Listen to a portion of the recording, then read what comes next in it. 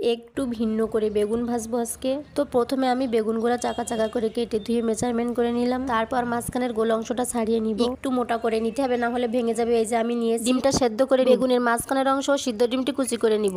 একসাথে পেঁয়াজ, মরিচ, নুন, গুঁড়া মরিচ, হলুদ, জিরা গুঁড়ো, স্বাদ মতো টেস্টি সল্ট, একটু বেসন, সিদ্ধ করে রাখা ডিমের কুসুমটা দিয়ে ভালোভাবে চটকিয়ে ঢাকা দিয়ে রাখবো। এবার চাকা করে রাখা বেগুনগুলাকে লবণ, হলুদ গুঁড়া, মরিচ গুঁড়া দিয়ে মাখিয়ে নিব। এবার আস্তে করে এগুলাকে গরম তেলের ভিতরে দিয়ে দিব।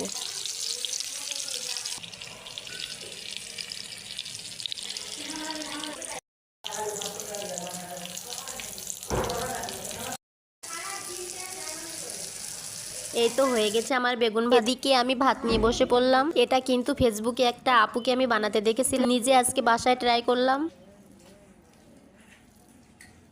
সত্যি খেতে অসাধারণ হয়েছে। দেখতে যতটা লোভনীয় ঠিক ততটাই স্বাদ।